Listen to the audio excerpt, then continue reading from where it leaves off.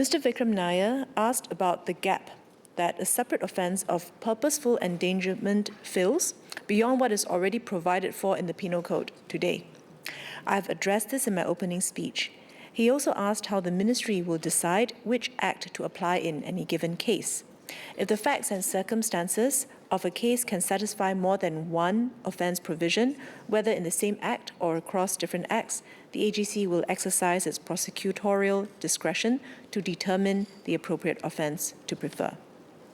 Regarding the offence of purposeful endangerment, Mr. Ip Hong Weng asked what would ordinarily amount to the special reasons needed to depart from lifetime disqualification should the offence of purposeful endangerment be made out. What constitutes special reasons in the context of purposeful endangerment is ultimately to be decided by the courts.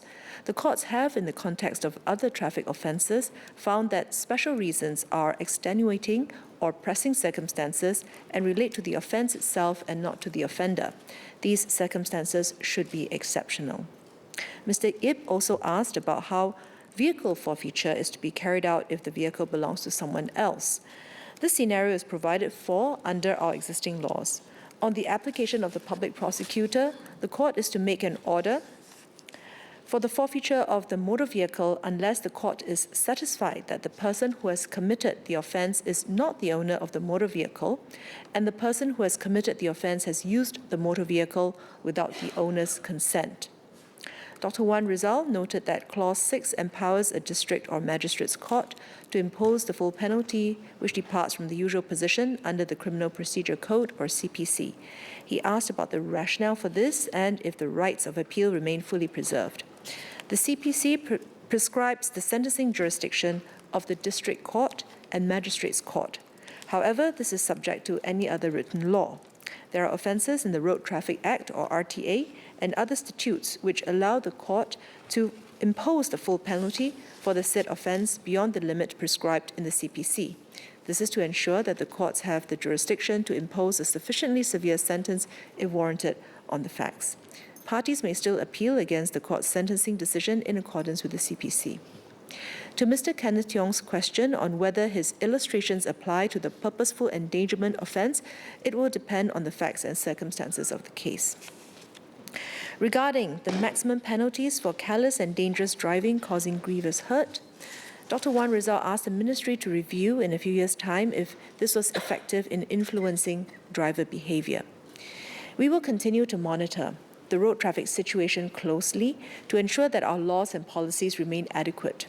That said, we do not expect to see many cases attracting this punishment since the higher maximum penalties should only apply to the most serious forms of grievous hurt.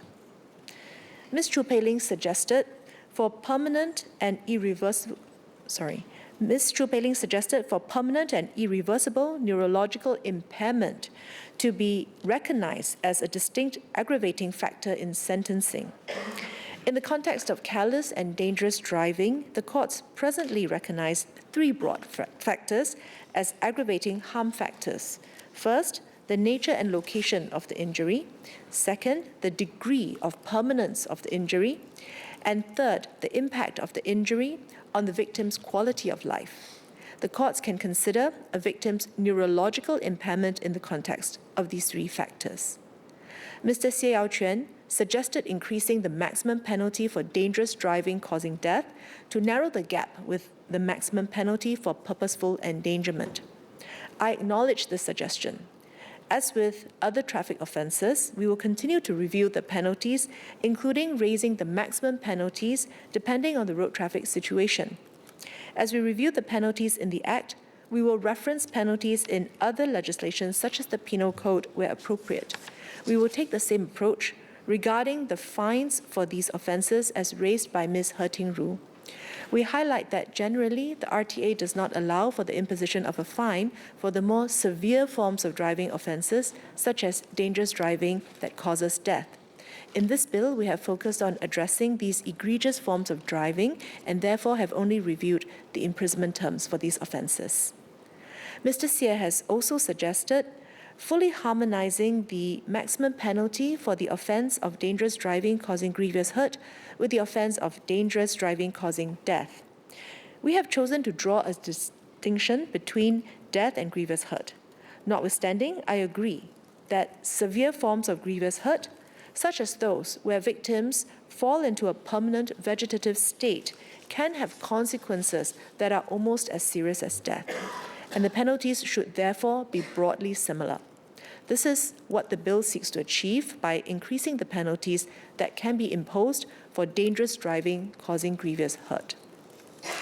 Mr. Ip Hong Weng, Dr. Wan Rizal, Ms. Chu Pei Ling, Mr. Alex Yeo, Mr. David Ho, and Mr. Andre Low asked about the criminal liability of drivers who take lawfully prescribed or available medication that may impair driving.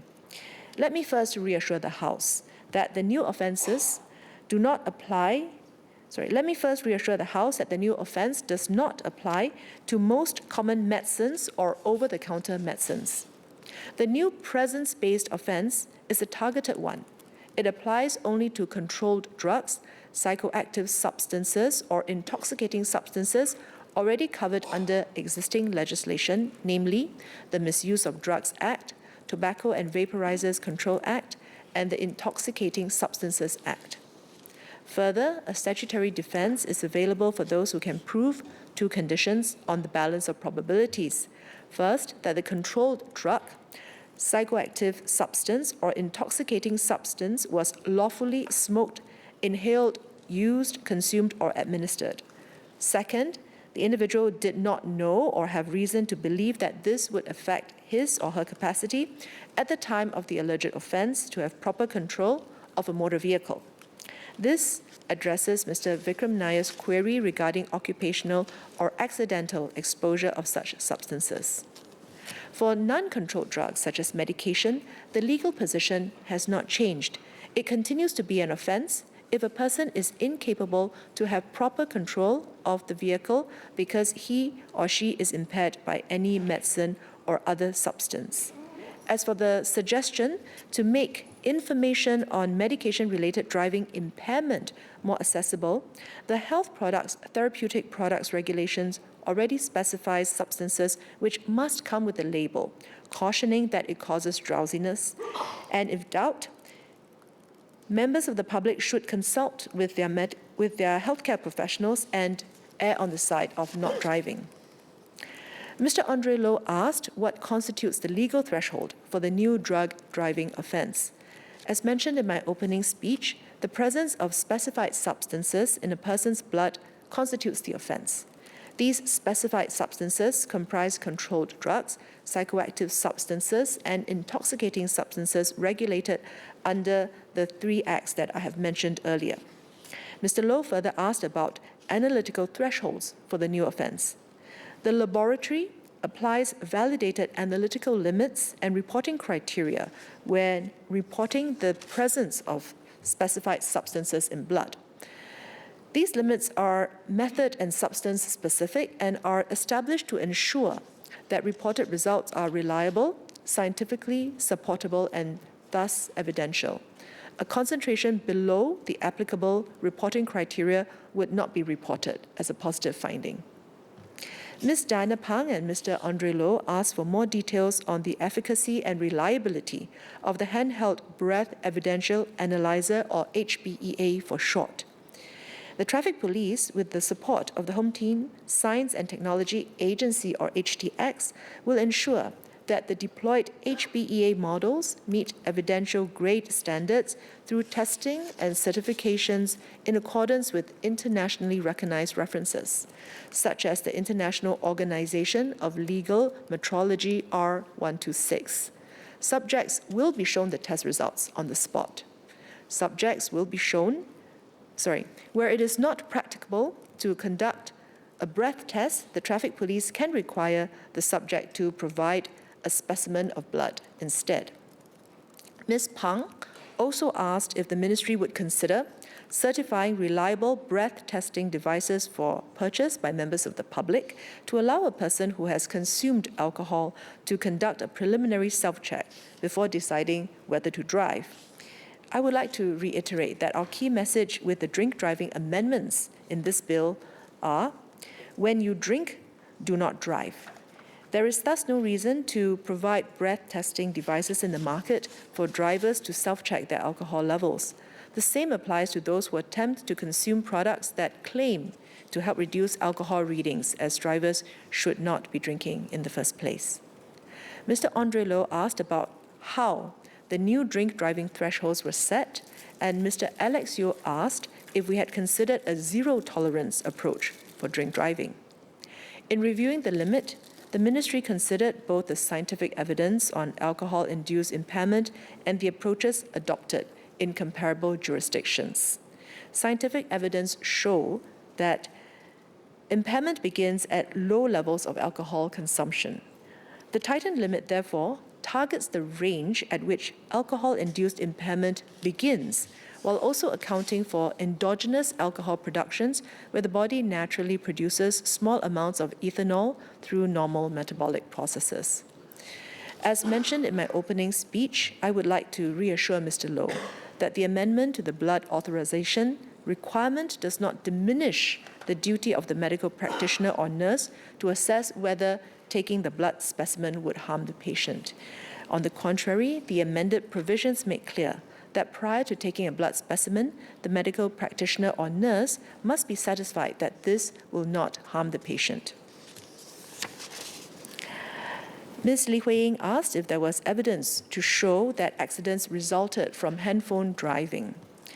When accidents are reported to the traffic police today, there are significant evidential difficulties in proving whether handphone driving contributed to it.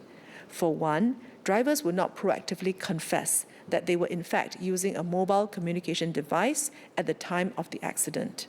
There is also often no objective video evidence available to establish that a driver was on their mobile communication device at the time of the accident. But that does not mean that handphone driving is not dangerous or not prevalent. As Ms. Eliza Chen noted, the World Health Organization has reported that drivers using mobile phones are approximately 4 times more likely to be involved in a crash than drivers not using a mobile phone. We also note with concern that handphone driving violations are on an upward trend, with a 40% increase from 3,014 cases in 2024 to 4,214 in 2025. We must move decisively against this undesirable driving behavior and not wait until more accidents or fatalities have been caused. Ms. Polisan asked how the revised handphone driving offence would be enforced. The amendment will make enforcement easier, as the traffic police will no longer need to prove that the driver was operating the device for the offence to be made out. Traffic police intends to leverage technological solutions such as cameras as far as possible to detect and enforce against this offence. Ms. Mariam Jaffa and Ms. Hani So sought clarification on the different scenarios that will trigger this offence. Ms. Li Hui-ying asked if the ministry would consider implementing a one-tap policy for mounted phone use. Ms. Diana Pang asked if an exception can be made for scenarios where the driver's holding of the phone is a split-second occurrence. The bill makes it clear that if the vehicle is in motion, holding a mobile communication device is prohibited. There is no exception. Even in the scenario where the device has fallen from its mount, the driver should stop the vehicle safely before retrieving the device. It is dangerous to assume that it is safe to pick up the device while the vehicle is moving, even if just for a second. What we are aiming for is a collective change in driver mindset and habits to minimize distractions while on the road. Several members raised the issue of increased distractions for drivers, such as use of mounted devices and in-car entertainment systems. Ms. Hertingru asked how the law will address drivers who interact extensively with a mounted device or in-car entertainment system. Mr. Dennis Tan asked how the use of multiple screens would impact cognitive load, and how Rule 126 of the Road Traffic, Motor Vehicles, Construction and Use rules would interact with the amendment to criminalize holding a phone while the vehicle is in motion. We have not criminalized the use of a mounted device while a vehicle is in motion, as we appreciate that there are legitimate reasons to do so, such as using navigation applications. That said, there are existing provisions which target the use of mounted screens in moving vehicles under certain circumstances. Depending on the facts of the case, for instance, if a driver were to use a mounted device, whether single or multiple, and becomes distracted to the point that it affects his driving behavior, the driver may be liable for the offense of careless or dangerous driving. Rule 126 of the Road Traffic Motor Vehicles, Construction and Use Rules already makes it an offense to install any visual display unit in a manner that poses a safety hazard or causes distraction. We will monitor the road traffic situation, and we do not preclude making changes to our approach to mounted devices or screens should the need arise. Mr. Dennis Tan asked about the evolving definition of mobile communication device and asked about the treatment of wearables. Under the current Section 65B(1)(a) of the Road Traffic Act, it is not an offense for drivers to drive with wearable devices worn in the manner intended by the manufacturer of the device. I also thank Mr. Tan for his suggestion regarding setting robust vehicle safety standards. The Traffic Police and LTA will continue to work on this. Ms. Joan Pereira, Ms. Hanny So, and Ms. Diana Pang compared handphone driving to other behaviors such as smoking when driving. Handphone use while driving is especially dangerous because it engages 3 distractions simultaneously. Visual, because it causes drivers to take their eyes off the road. Manual, because it takes drivers' hands off the wheel. And cognitive, as it diverts mental attention away from driving. The result is that a driver using a handphone while driving has slower reaction times, reduced situational awareness, and impaired ability to maintain control of the vehicle. That said, we encourage all drivers to free themselves from any distraction while on the roads to protect themselves and others. Let me now turn to other comments and suggestions from members on our approach to offenders. Mr. Gabriel Lam suggested to take a rehabilitative approach towards first-time offenders and a more punitive approach towards repeat offenders. This is indeed our approach today. Under the driver improvement point system, unless a very serious offense was committed, a first-time offender would generally not have his or her license suspended immediately. Dr. Hamid Razak asked about safeguards for suspension decisions. The RTA only allows for immediate suspension under limited circumstances where it is in the interests of public safety to do so. This power is exercised judiciously only in egregious cases. The suspension may be rescinded at any time if the investigation reveals that the person was not involved in the commission of any such offense. Dr. Neo Kok Meng suggested to immediately suspend the licenses of those found to have engaged in deliberate brake checking. Such conduct may constitute dangerous driving or purposeful endangerment. Depending on the facts and circumstances of the case, the driver may also be immediately suspended. Ms. Diana Pang spoke about road hogging, where a driver is in the rightmost lane of the expressway but is not overtaking and has a clear opportunity to switch to a different lane but does not do so, thereby blocking other drivers. As she noted, the road traffic rules already includes an offense of road hogging, and this is enforced by the traffic police today. MHA and the traffic police will consider what more can be done to tackle such behavior. I would also like to acknowledge Ms. Haslina Halim's suggestion to scale traffic fines according to income. This is a complex issue and involves questions of equity and fairness. We are aware that some jurisdictions have rolled this out and will study their experience. Members have highlighted the need for the new rules to be communicated clearly to drivers. We fully agree and will work with industry stakeholders and partners to achieve this ahead of the planned operationalization of the amendments in early 2027. There will be publicity on mainstream and social media channels, as well as targeted communication through key partners such as NTUC, platform operators, and taxi associations. We will also update the curriculum in our driving schools to reflect these changes. Ms. Valerie Lee asked if offenders returning to driving after lengthy disqualification can have refresher programs before their licenses are restored. Today, drivers who are suspended or disqualified from driving for more than 1 year will have their licenses revoked. Such individuals are encouraged to sign up for refresher driving courses and would have to retake the theory and practical driving tests to obtain a fresh, valid driving license before they can drive again. Ms. Polisan suggested ways to better utilize the Road Safety Community Park to educate our children and youths about road safety. There are plans to redevelop the park to cater to a wider range of participants and engage families in road safety education. We also plan to seek suggestions from stakeholders on how the park can be made more relevant and engaging. More details will be released in due course. Members have asked various questions about the use and limitations of technology for enforcement. Traffic Police has been stepping up enforcement, both manual and supported by cameras.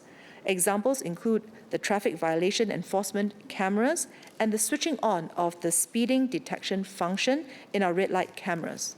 We will continue to expand our camera-based enforcement efforts with further details to be shared in due course.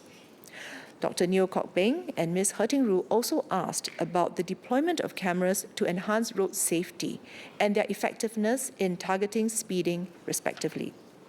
Overt and covert cameras serve different purposes. Overt cameras achieve specific deterrence against speeding in areas where there are higher risks of accidents. Covert cameras achieve general deterrence and reinforce safe driving behavior. Ms. Mariam Jaffa and Ms. Haslina Halim asked about the use of data to identify traffic violation and accident hotspots. The Traffic Police works closely with LTA to identify locations with high accident rates and develop targeted interventions at these hotspots. Where a location is identified as a persistent hotspot, it may be designated under LTA's Black Spot program, a structured initiative to implement more comprehensive traffic engineering measures to address the root causes of accidents at these sites. The Traffic Police may also step up enforcement at these locations. Ms. Valerie Lee asked how many public reports result in warnings, investigations, and prosecutions, and if better feedback can be provided to those who submitted evidence. We appreciate submissions from the public. However, due to the volume of submissions, we are presently not able to update every person of the outcome of their feedback. We will continue to explore whether it is feasible to do so.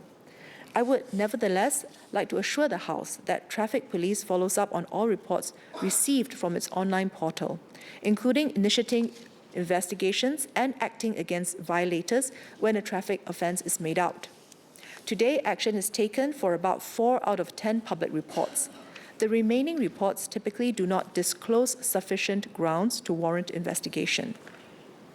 Mr. David Ho asked if Traffic Police would publish guidance on the minimum information and evidential quality required for public submissions.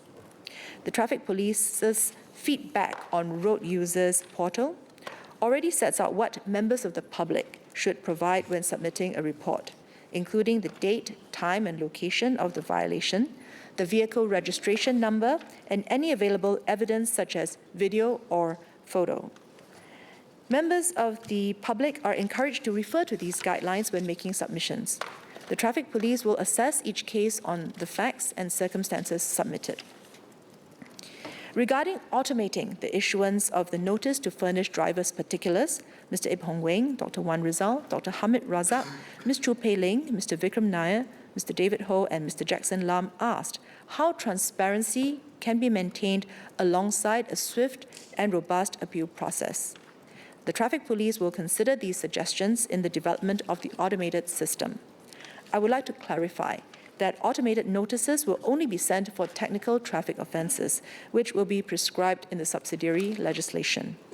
The legislation provides a permanent safeguard that applications to revoke notices issued through automated processing must be reviewed by an authorized public officer. Members also had questions on the timelines for appeals. The Traffic Police aims to resolve appeals submitted by members of the public expeditiously. Most appeals are dealt with within a month, though more complex appeals can take up to 3 months to process. The addressing of appeals will continue to be free of charge. Those who require assistance with the appeal process can approach their nearest community centre or Service SG centre where staff can help them lodge their appeal digitally. Mr. Gabriel Lam also suggested for the traffic police to prescribe a maximum period of 30 days from detection within which a notice to furnish particulars must be issued to the vehicle owner. I agree that notices should be issued as soon as possible, so drivers can take immediate corrective action. However, currently, every traffic violation must be processed by at least one officer. This takes considerable time, especially with the significant increase in violations we have seen. That said, the automation of enforcement, which this bill will allow, should expedite the process considerably once we have put in place the necessary systems. Mr. Ip Hong Weng and Dr. Wan Rizal asked if additional administrative guidance or resources can be provided for companies to comply with record-keeping requirements and to monitor if these requirements result in increased costs for platform workers. These requirements are, in fact, not new. While we understand that such record-keeping imposes some compliance costs on businesses, we seek the public's understanding that they are necessary to ensure that we can enforce our laws fairly and effectively. Ms. Valerie Lee asked for more information on the limitations of setting up and using traffic cameras for enforcement and plans for upgrading. Traffic enforcement cameras are typically deployed at locations prone to accidents and traffic violations, subject to space and infrastructure constraints. Deployment in any given location depends on site conditions, such as space availability, power supply, and line of sight for the camera to oversee traffic. Sir, I now turn to the Driver Improvement Points System, or DIPS for short, more commonly known as the Demerit Points System. Although the changes to DIPS recently announced by the traffic police are not part of this bill, I will address members' comments as these changes share the same objective of improving the safety on our roads. Several speakers, Mr. Darrell David, Ms. Mariam Jaffa, and Ms. Hani So, have asked to consider a differentiated regime for vocational drivers under the revised DIPS.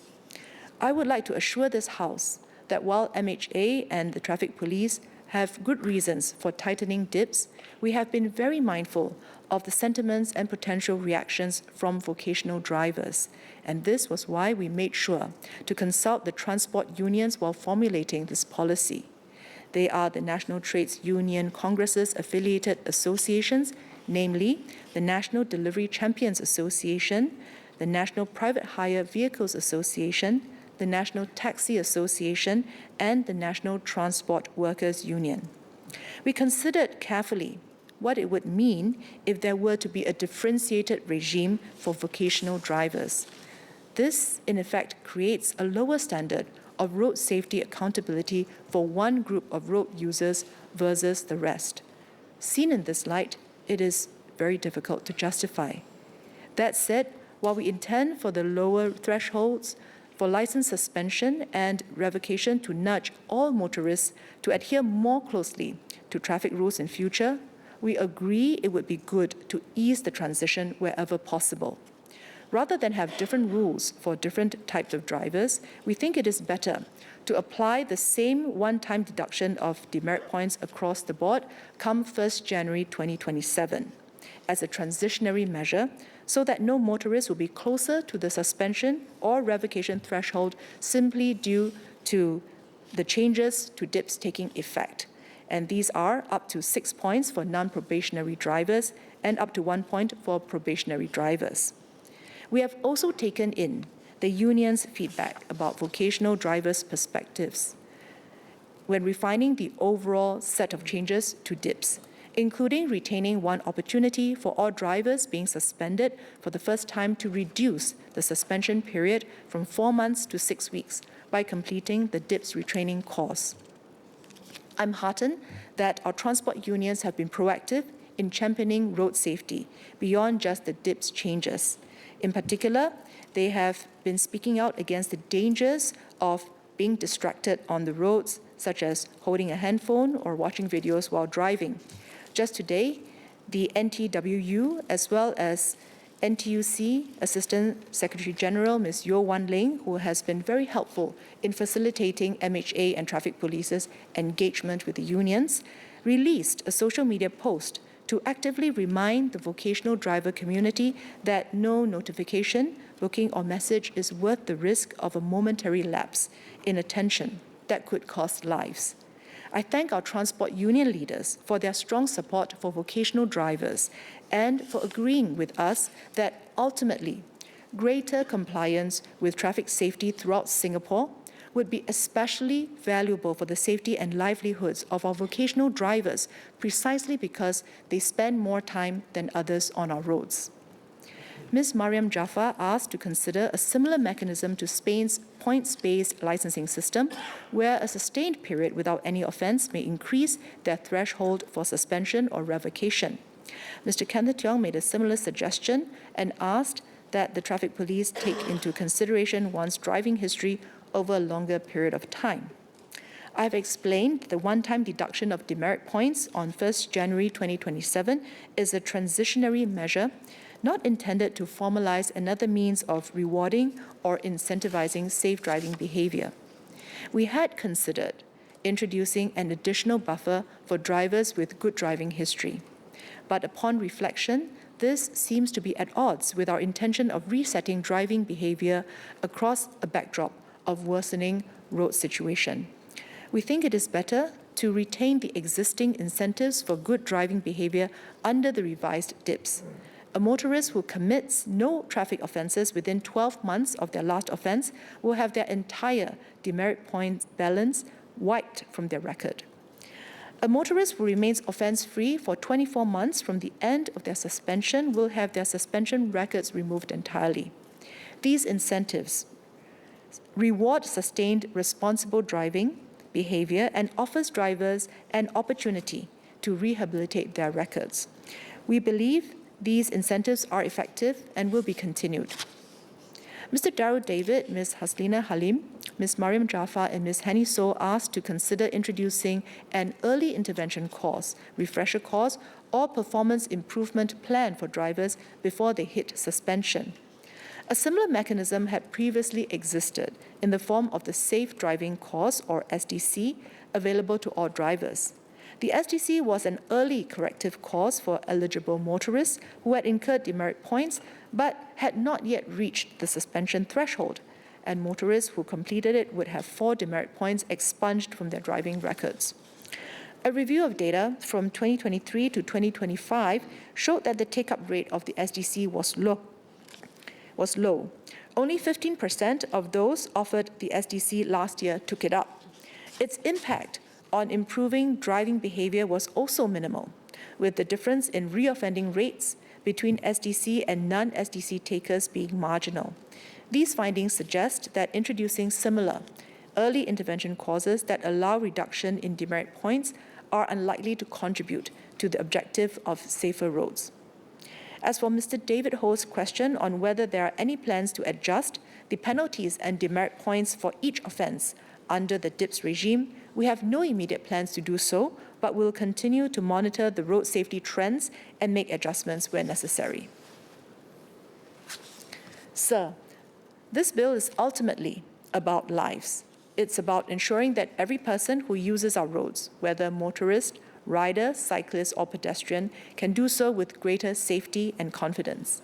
Laws and enforcement are important, but safer roads ultimately depend on the daily choices that each of us makes: to slow down, to stay alert, to put away distractions, and to think of the other persons on the road. We agree that laws must be evidence-based, and this principle has guided several amendments in this bill, such as the revised drink driving limits. Members have raised other suggestions that go beyond the scope of the bill. MHA and traffic police will work with the relevant agencies to consider these suggestions. For instance, suggestions relating to road infrastructure is something that we'll discuss with LTA. Also, suggestions to make platform workers' work environment safer can also be taken up at the multi-agency task force on workplace safety and health, and this is a task force that the traffic police is very glad to be invited to recently by MOM. We also encourage our partners, including unions, transport and platform operators, and community organizations to step forward and do their part by reinforcing safe habits, supporting responsible driving, and helping every road user make safer choices. Once again, let me thank members for supporting the bill. Mr. Speaker, I beg to move. Any clarifications for the Minister? Mr. Tiong. Thank you, Speaker. Thank you, Minister. Well, I appreciate that these applications can be case by case. I would like to clarify whether it's the legislative intent of Section 63A to apply to vehicular ramming attacks and attempted suicide by vehicle, which were the two scenarios I mentioned.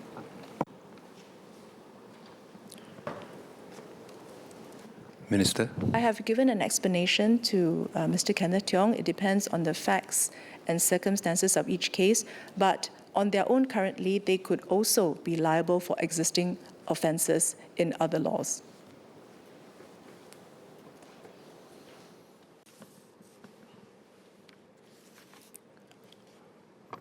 Looks like a very comprehensive rounding up speech.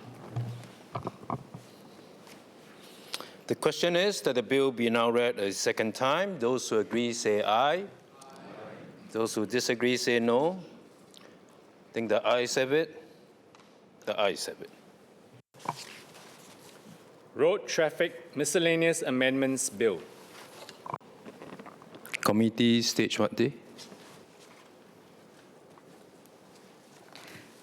Now, sir, on behalf of the Minister, I move that Parliament will immediately resolve itself into a committee on the bill. Question is that Parliament will immediately resolve itself into a committee on the bill. Those who agree say aye. Aye. Those who disagree say no. I think the ayes have it. The ayes have it.